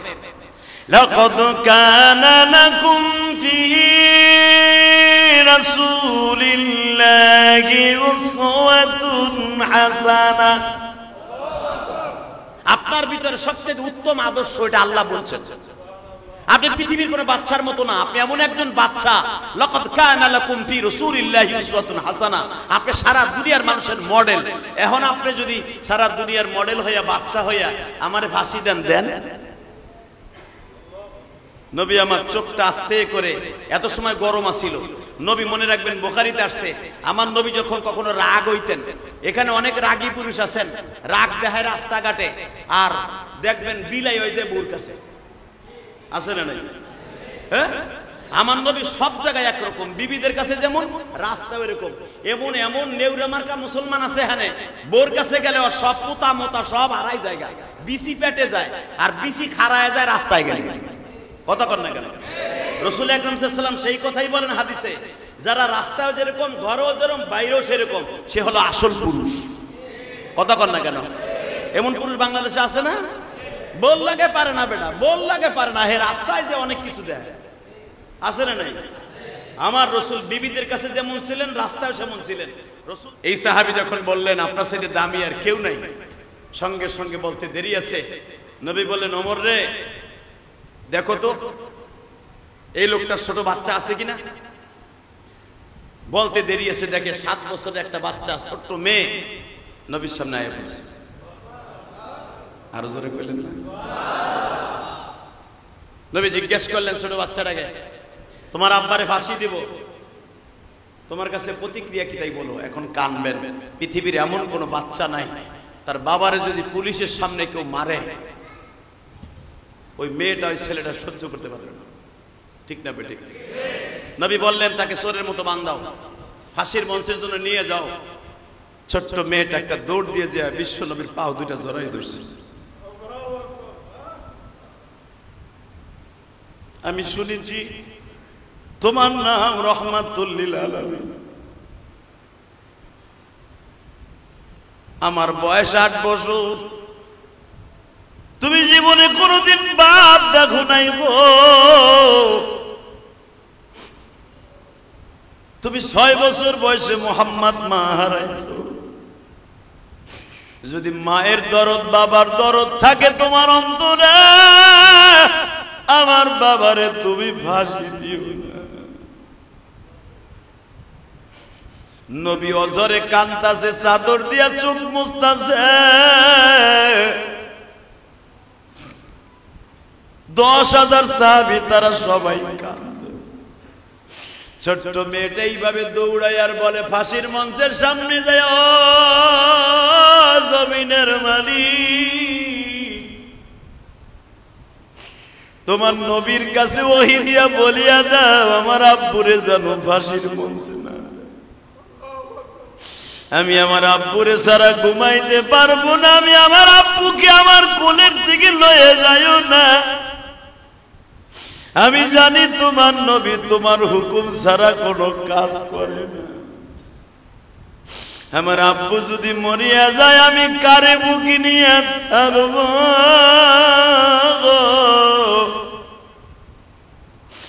নবী কাবা ঘরের দরজার সামনে দিয়া দৌড় দিয়া ওই বাচ্চাটারে কোলে নিয়ে বলে, তোমার চোখের পানিগুলা মুইছা ফেলো, আমি তোমার আব্বুরে ফাঁসি দিব না।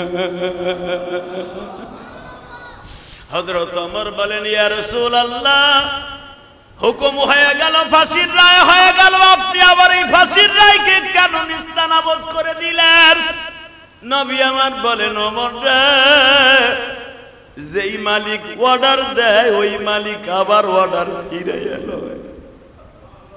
কেন আমি তো দুনিয়ার জজ সাহেব না রে, আসমান জমিনের মালিক যিনি উনি হলো বড় জজ সাহেব। উনি অর্ডার দিয়েছিল এদের ফাঁসির মঞ্চ দেওয়ার জন্য। কারণ এরা ইসলামের সবচাইতে বড় দুশ্মন ছিল রে ওমর। ইসলামের দুশ্মনির কারণে ফাঁসির মঞ্চে মওলাই দিয়েছিল। কিন্তু এই ছোট মেয়েটার চোখের পানি আমার মওলার কলিজা ভেদ করে ফেলছে। এই ছোট মেয়েটার চোখের পানির খাতিরে হয়তো মালিক ওর থেকে অর্ডার উঠাই নিয়ে গেছে। ওমর রে, ফাঁসির মঞ্চটাকে সরায়া ফেলা, এই সাহাবী দাসানাকে এমনে করে নাজাত দিয়া দে। দাসানা দৌড়ে আসলেন, ইয়া রাসূলুল্লাহ, যুগে যুগে কি এইভাবে হুকুম থাকবে? নবী আমার বলেন, মনে রাখো, দুনিয়ার সব প্রেসিডেন্ট ইচ্ছা করলে তারে মওকুফ করে দিতে পারে, কিন্তু যার মৃত্যু ফাঁসির কার্যকালের মধ্যে লেখা আছে, দুনিয়ার কোন মানুষ তারে অসাধারণ ভাবে মৃত্যু দিতে পারবে না। ঠিক না বেটি? জোরে কর। নবী এক এক করে 13 জনকে সবাইকে আল্লাহর হুকুমে মাফ করে দিলেন। শুধু মনে রাখবেন, কথাটা বুঝাইতে চাইছিলাম কোনটা? নবীও রাগ করতেন, নবীও ফাঁসির মঞ্চের হুকুম দিয়েছিলেন। হয়তো তাদের আমলের কারণে, তাদের চোখের পানির খাতিরে রব্বে কারীম কয়েকজনকে মাফ করে দিয়েছিলেন, বাকি কয়েকজনকে ফাঁসির মঞ্চে ঝুলানো হয়েছিল। বোঝা গেছে নবী শুধু মিঠা সুন্নতি আদায় করে নাই, নবী তাদেরকে ধরে ধরে কল্লা উড়াইছে। কথা বলেন না কেন? অতএব ইসলামের খাতিরে, কোরআনের খাতিরে, নবীর খাতিরে ইসলামের হুকুমত প্রয়োগ নবী জমিনে করে দেখাই দিয়ে গেছে। আমি নবী শুধু দোয়া করি নাই, আমি ওদের জন্য বড় দোয়া করছি। আল্লাহ রাব্বুল আমল করার তৌফিক দান করুন। আজকে জুমাতুল বিদা 2025 সালের সর্বশেষ আমার নবী জুমাতুল বিদায় যে কথাগুলো বলতেন, এখন আমি আপনাদের সামনে উপস্থাপন করব। নবীর কথাগুলো বুখারী থেকে উপস্থাপন করব। আমার সাথে ওয়াদা দেন, 2026 সালে যদি আল্লাহ আমাকে রোজা ওই পর্যন্ত বাঁচায় রাখে, 2026 সালে রোজা যদি আল্লাহ আমাকে কবুল করেন, এই বছর রোজা শুরু হয়েছে কয় তারিখ থেকে? মার্চের, আগামী বছর রোজা হবে ফেব্রুয়ারির 20 তারিখ থেকে। কথা বলেন না কেন? কারণ ফেব্রুয়ারি মাস কয় তারিখ? 28 তারিখ। সেই হিসেবে 2 তারিখ হয়, 10 দিন আগে আসেন। কয় তারিখ হবে? 19 অথবা 20 তারিখ। আগামী বছর ফেব্রুয়ারি মাসের 20, 21, 19 চাঁদের উপরে ডিপেন্ডেন্ট। যদি আগামী বছর 26 সালে ফেব্রুয়ারি মাসের 19, 20 অথবা 21 মাহে রমজান সংগঠিত হয়, যদি বেঁচে থাকি 30টা রোজা কে কে রাখবো? বলেন ইনশাআল্লাহ। আরো জোরে, আরো জোরে। বেঁচে থাকার নিয়ত আছে তো? যাগো বাইচে থাকার নিয়ত আছে তারা হাত খুব জোরে সরে উঠেন। আর যাগো বাইচে থাকার উঠেন না, একটি রাখের নিচে পড়বেন, বাসের নিচে পড়ে মরবেন, অটো গাড়ি থেকে পড়ে মাজা বাইকে সিটে মরে থাকবেন, অগ দরকার নাই হাত উঠান না। মান যদি কোন হাত উঠালে কি হইব শোনেন আমার কাছ থেকে।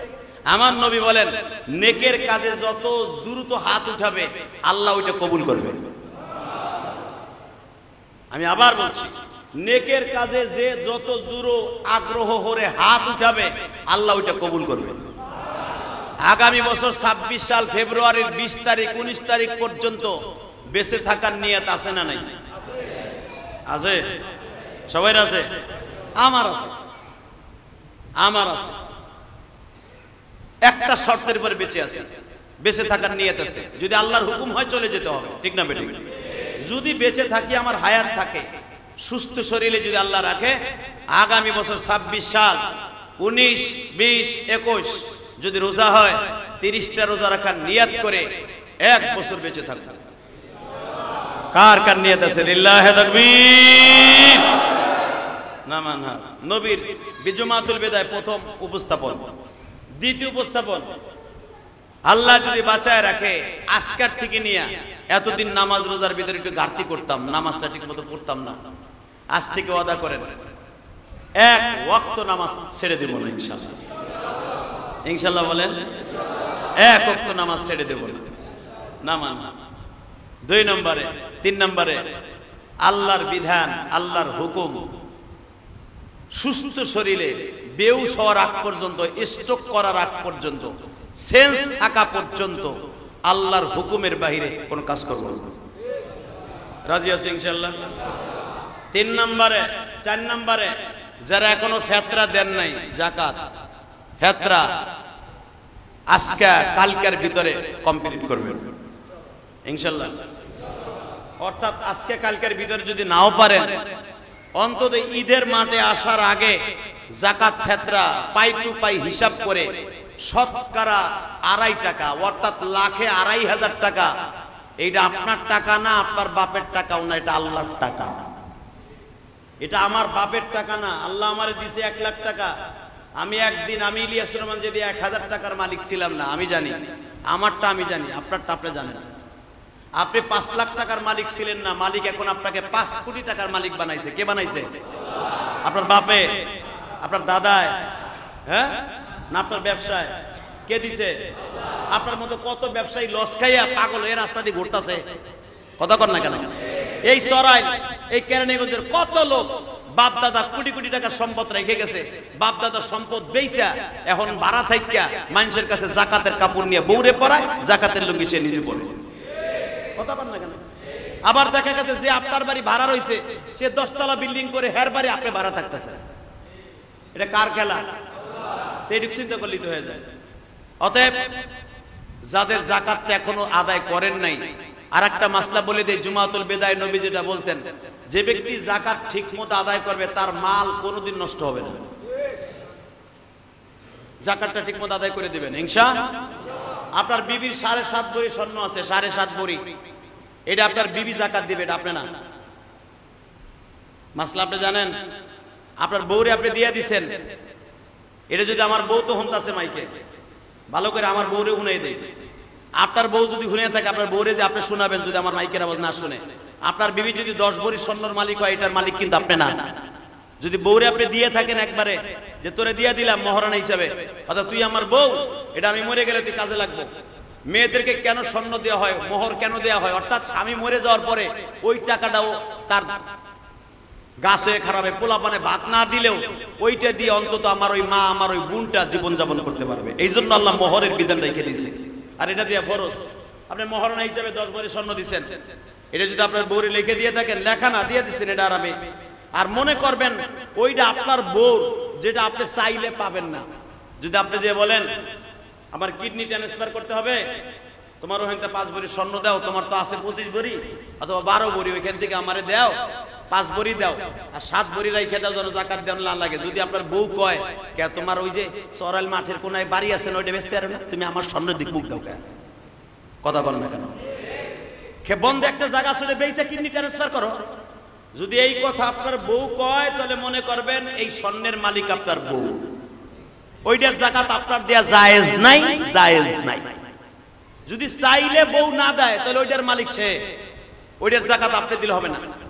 দিলে হবে, কিন্তু এটা দেওয়ার আপনার জন্য মুস্তাহাব না।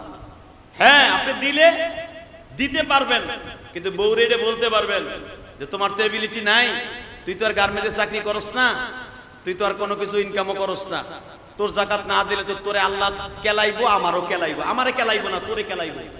তুই যখন আমার ছেলে মেয়ের দায়িত্ব নেস, যা তোর জাকাতটা আমি আদায় করে দিলাম।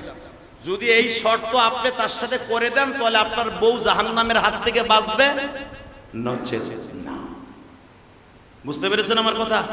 স্বর্ণের জাকাত অধিকাংশ কিন্তু মেয়েদের উপরে ফরজ, আপনার পরে ফরজ না। অতএব যদি আপনি দিয়ে দেন, এই ইহসানের পরে দিতে পারবেন। জাকাতটা ঈদের মাঠে যাওয়ার আগে দিয়ে দিবেন, বলেন ইনশাআল্লাহ। আপনার যদি ব্যাংকে 1 বছর 1 লক্ষ টাকা থাকে, 1 লাখ, 1 বছর ঘোরার পরে ওই টাকাটা যদি এইভাবেই থাকে, 2500 টাকা আপনার জাকাত দেয়া ফরজ। এটা আপনি দিতে হবে, দিতে হবে, দিতে হবে। যদি না দেন ঠিক মতো, আপনার টাকা বাড়বে ঠিকই, আপনার ব্যবসা বাড়বে ঠিকই, 5 বছর পরে এই টাকা জং ধরতে ধরতে হঠাৎ করে কিডনি নষ্ট, ব্রেন টিউমার, হার্ট নষ্ট, যে কয় টাকা যাকাতে আপনি ফাঁকি দিছিলেন এক ধাক্কায় চলে যাবে 35 lakh. I come challenge, I come challenge, I come challenge। 5 বছর যাকাত ঠিকমতো দিবেন না, ফিতরা দিবেন না, আল্লাহর কসম যে কয় টাকা আপনি যাকাতে ফাঁকি দিবেন, দুদুকে ফাঁকি দিলে যে সরকার আপনার দুদুকের মামলা হয়, মালিকের দোজকের একটা মামলা আছে, সেটা যাকাতের মামলা। যাকাত যারা ঠিকমতো আদায় না করবেন আপনার মাল ধ্বংস হয়ে যাবে, আইজ হোক কাল হোক ধ্বংস হবে হবে হবে হবে, কারণ এটা আল্লাহর হুকুম আপনি লঙ্ঘন করেছেন। ইনশাআল্লাহ যাকাতটা দিবেন তো সবাই? এ কন্যা কোনা যাকাত দিবেন তো ইনশাআল্লাহ সবাই? আর এই হাদিসটা বউরে যে কানের মধ্যে ভালো করে গরম পানিতে ঢুকাই দিবেন, তো স্বর্ণের যাকাতের মালিক কিন্তু আমি চান্দু না, তোরটা তুই দিবি, যদি কোন আমি করতে দিবি, তাহলে আধা বড়ি বেশ, আধা বড়ি বেইছে দে, বেইছে হলো 10 আনি, বেইছে হলো 7.5 ভরি স্বর্ণের যাকাত আপনার বোর দেয়া ফরজ ফরজ ফরজ। গেল ফিতরাটা ঈদের মাঠে আসার আগে দিয়ে দিবেন, যাকাত ফিতরা এতিমখানা মাদ্রাসায় দান করবেন, আল্লাহ কবুল করেন। এই কথা জানবে ওয়াতুবু ইলাইহি লা হাওলা ওয়ালা কুওয়াতা ইল্লা বিল্লাহিল আলিয়্যিল আযীম লা ইলাহা ইল্লাল্লাহু মুহাম্মাদুর রাসূলুল্লাহ। সবাই সবার জন্য দোয়া করেন, জুমাতুল বিদায় সবাই সবাইকে মাফ করে দিয়েন। আগামী বছর যদি বেঁচে থাকি 5 ওয়াক্ত নামাজ পড়ব। আর একটা কথা না বললেই নয়, বিগত মসজিদ আমি করার পরের থেকে জুমার নামাজ পড়াইছি, ঈদের নামাজ পড়াই নাই। এই বছর ঈদের নামাজ আমি পড়াবো ইনশাআল্লাহ। ঈদের নামাজ কয়টা দিন বলেন, রায় দেন। 100 জনে বলবেন, একটা রায় হবে। নবী সাল্লাল্লাহু আলাইহি ওয়াসাল্লাম ঈদের নামাজের ব্যাপারে সবার কাছে জিজ্ঞেস করতেন, কারণ প্রস্তুতির দরকার আছে। 30 দিন রোজা রাখবেন, কারণ এখনকার নিয়ম আর ঈদের পরের সময় নিয়ম কিন্তু এক না। কারণ আপনারা যে সময় ঈদের নামাজ পড়বেন ওই সময় কিন্তু এখন ঘুম থাকেন, ঠিক না? এই জন্য নবী জিজ্ঞেস করতেন কখন দেয়া যায়। মেজরিটি পার্সেন্ট হতে হবে। কয়েকদিন কবে দিলে ভালো হয়? নিয়মিত মুসল্লি যারা হেরাকন আগে, আপনি তো যাইবেন দেশে, আপনারা দেখি ওর মনে। একজন কয়েছে 8:30টায়, আর কে 8টায়।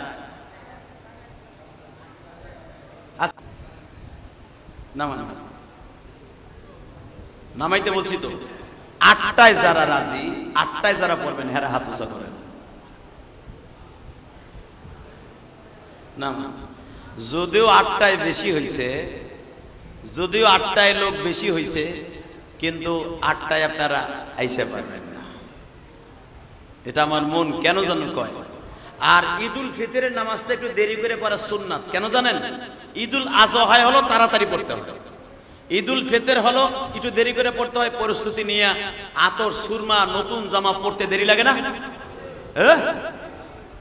নতুন জামা পড়তে দেরি লাগে। বিশ্বনবী এই জন্য একটু দেরি করে পড়তেন, তাখির করতেন, তাখির।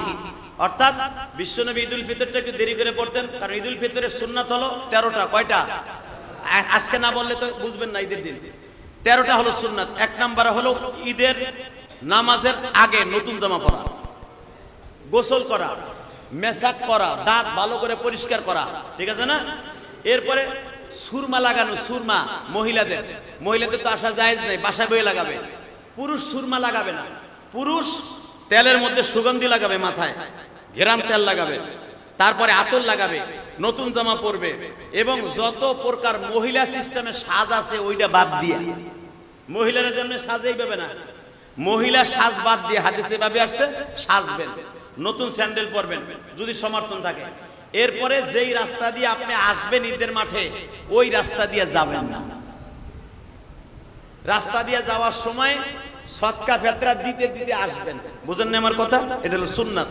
যারা ফেতরা আগে আদায় করেন নাই তারা যেরকম আমার কথা আমি কই, আমি ধরেন ঘরেতে বাইরে ডাইন দিকে আবু বকরের দোকানের সামনে দিয়া বন্ধ ডাক করা মসজিদের ওখান দিয়ে একটু ঘুরা আনোয়ার বাড়ির সামনে দিয়ে আসলাম, এটা আমার একটা সুন্নাত আদায় হয়ে গেল। আপনি আপনার বাড়িতে বের হইয়া আপনি ডাইন দিকে যাওয়া সুন্নাত, বাম দিকেও যেতে পারেন, বাম দিকে আনোয়ার বাড়ির সামনে দিয়া অথবা ওই যে বাবুল গো বাড়ির ওইখান দিয়ে যাইয়া একটু ঘুরলি দিয়ে আইসা মসজিদে ঢুকলেন, এটা হলো সুন্নাত। এখন যদি কোন আমি এই যে জানে আলম ভাইয়ের বাড়ি এলো মসজিদের সাথে দাম করে আইয়া দৌড় দিয়ে লাভ দিয়ে যদি বিল্ডিং এ তার লাভ দেয় তাও মসজিদের সাথে পড়বো, কথা কর না কেন? এ যদি এইটা মনে করে যে আমি দৌড় দিয়ে গেলে এলো, তাহলে সুন্নাত আদায় হলো না। আপনি করবেন কি, বাড়িতে বাইরে ডাইন অথবা বামে একটু মুসল লইবেন। রসুল সুন্নাত একটা সুন্নাত, 100 শহীদের সওয়াব পাবেন। কি আদায় করা যাবে না ইনশাআল্লাহ? ডাইনে বামে একটু ঘুরে আসলেন, এক দোকানদারে জিজ্ঞেস করেন, কি রে ভাই ঈদের মার্কেট টার্গেট করছো তো, কিছু লাগবো নি? হ্যাঁ রদুল লাগবো না, একটা কাজ করো, তোমার ছোট মেয়েটারে এই 1000 টাকা দিও। এটা কিন্তু জাকাতের টাকা না, এটা আমি দানের থেকে দিলাম, বোনাস দিলাম। আপনি দিছেন কিন্তু জাকাত, আপনি কি দিছেন? আপনি বলছেন যে 1000 টাকা দিলাম তোমার মেয়ের বকশিস, ঈদের সালামি, কিন্তু এটা দিছেন জাকাত থেকে, আপনার জাকাত 3 ডবল আদায় হয়ে যাবে। মাসলা জানেন আপনি?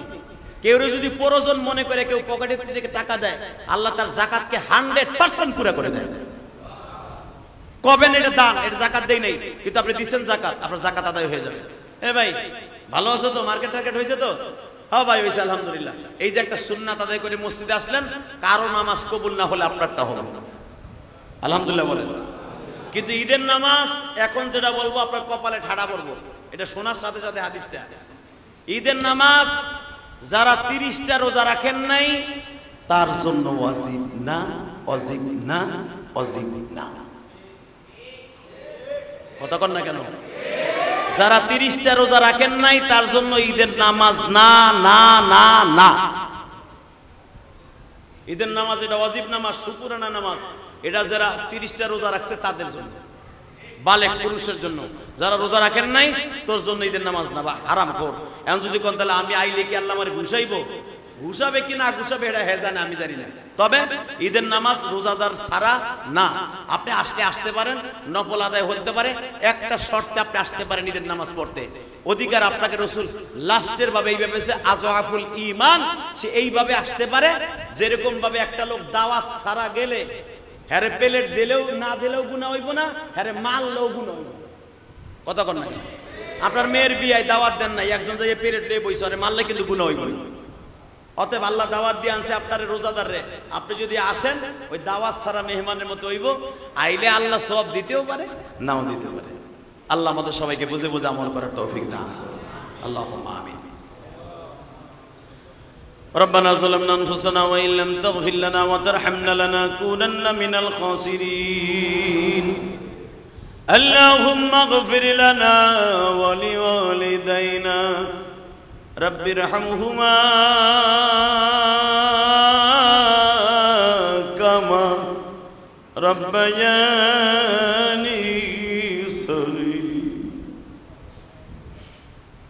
আল্লাহ চোখের সামনে দেখতে দেখতে 27টা রোজা শেষ হয়ে যাইতালে মানে জুমাতুল বিদার জুমার নামাজটা নবী অনেক দেরি করে পড়তেন, আমরাও মোটামুটি একটু দেরি করেছি, মানে রোজা রাইখে কথা বলতে কষ্ট হয়, তাও তোমার বান্দাদের উপকারের জন্য বলছি। কথাগুলা না বললেও পারতাম আল্লাহ। যারা ধৈর্যশীল সহকারে শুনলো, কারণ দুপুরে দাওয়াত নাই, খাবার কোনো সিস্টেম নাই, রোজা রাইখা যারা জুমাতুল বিদায় আজকে 2025 সালের জুমাতুল বিদায় হাজির হয়ে জীবনে 2025 সাল আর কোনদিন আসবে না।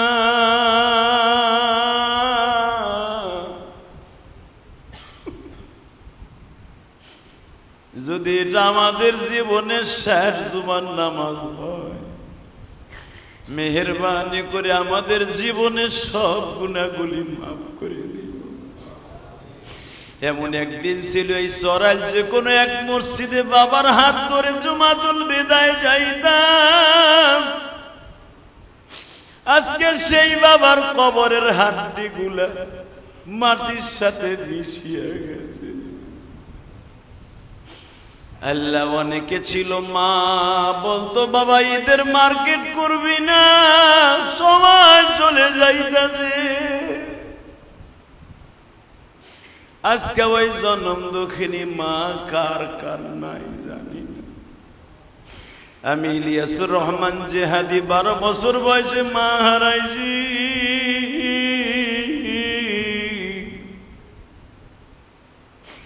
আমার মা বলছিল, ইলিয়াস রে কোনদিন টাকার মালিক হইলে মসজিদ মাদ্রাসা বানাবি।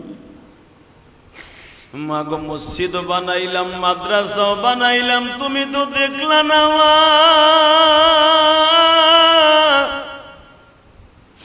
হাজার হাজার মানুষ এই মসজিদে নামাজ পড়ে, গ্রামের বাড়িও তো মসজিদ বানাইছি, এটাও তো দেখলা না। আল্লাহ, তোমার কাছে একটাই দরখাস্ত, আমার জনম দুঃখিনী মায়ের কবরটা জান্নাতের বাগান বানাই। আমার দাদা দাদি, নানা নানি, চাচা চাচি, ফুফা ফুফি যারা কবরে চলে গেছে, কবরটা জান্নাতের বাগান বানায় দিও। আল্লাহ, তুমি তাকায় দেখো যাদের চোখে পানি, কতজনের জন্য আমরা মার্কেট করছি, বাবার জন্য করতে পারি নাই, যাদের বাবা নাই, যাদের মা নাই, মার জন্য করতে পারে নাই। মনের ভিতরে কত ব্যথা। হাজার হাজার টাকার মার্কেট করলাম, আবার মার্কেটের মধ্যে আমার মায়ের শাড়ি নাই, আবার বিবি শাড়ি নাই। আল্লাহ, যাদের বিবি নাই, মা নাই, বাবা নাই, প্রত্যেকের কবরটা জান্নাতের বাগান বানায় দিও। আমার নবী জুমাতুল বিদায় মদিনায় মা খাদিজার কথা মনে করে অজরে কাঁদতে থাকতেন। আমার বিবিদের মার্কেট করলাম, আমার খাদিজা আজকে দুনিয়ায় নাই। আল্লাহ, এমনি করে আরো যারা বিবিদের কথা মনে করে, মার কথা, বাবার কথা মনে করে কাঁদে, এদের জীবনের সব গুনাহ মাফ করে দাও, তাদের কবরগুলো জান্নাতের বাগান বানায় দাও। অনেক মা বোন আছে বাসায় বসে হাত তোলে, স্বামী নাই, কলিজার টুকরা সন্তানও মারা গেছে। আল্লাহ, ওই মা বোনদের দোয়াগুলো কবুল করে নাও। অনেক মা বোন অসুস্থ আছে, অসুস্থতার কারণে রোজাটাও রাখতে পারে নাই, মেহরবানি করে তাদের রোজার কাফারাগুলো কবুল করে নাও। আল্লাহ, মিরপুর সিরাখানা থেকে আমার এক ভাই আসছে, আমার মাদ্রাসা একটু আগে টাকা দিয়ে দোয়া চাইল। আল্লাহ, আমার মাদ্রাসা অনেকে 1 বস্তা চাউল দেয়, 1 বস্তা ডাউল দেয়। এখানে অনেক এতিম অসহায় ছাত্র আছে। আল্লাহ, যারা দান করে তাদের দানগুলো কবুল করে নাও। আল্লাহ, তাদের বিবি বাচ্চাকে কবুল করো, তাদের যাকাতগুলোকে কবুল করে নাও, তাদের ফিতরাগুলোকে কবুল করে নাও। এদের সম্পদের মধ্যে, ব্যবসার মধ্যে বরকত দান করো, হালাল রিজিকের ব্যবস্থা করে দাও।